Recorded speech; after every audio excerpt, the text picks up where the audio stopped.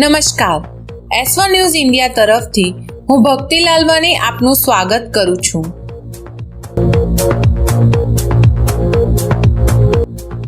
ગણદેવી તાલુકાના ભાઠા ગામના દામલા ફળિયાના ખીમાદેવ મંદિરે 34મી સાલગીરી મહોત્સવ યોજાયો।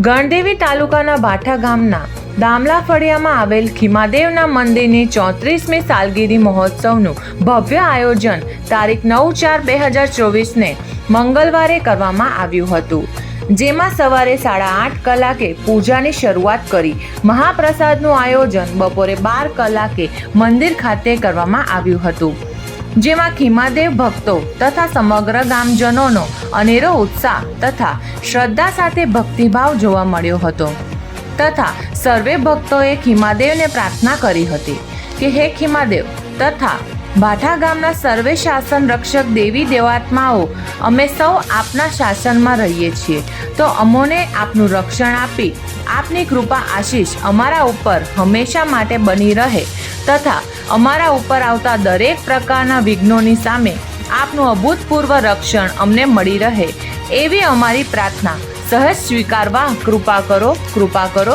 કૃપા કરો। હે અંતર્યામી પરમાત્મા, આપ દરેક જીવ માત્રમાં બિરાજમાન છો તેમજ મારામાં પણ બિરાજેલા છો।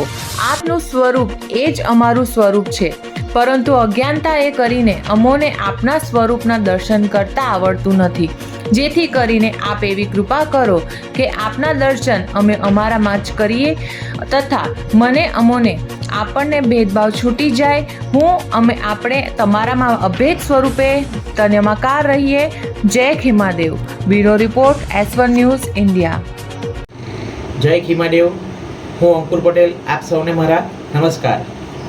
ગણદેવી તાલુકાના ભાઠા ગામના દામલા ફળિયા ગામે ખીમાદેવની 34મી સાલગીરા ઉજવવામાં આવી રહી છે।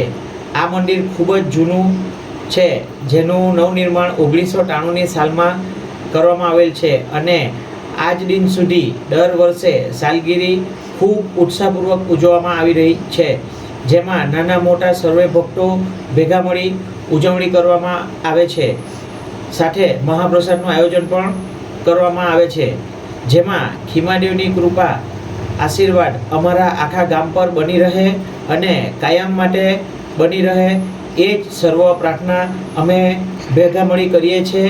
જય ખીમાદેવ, જય જય ખીમાદેવ।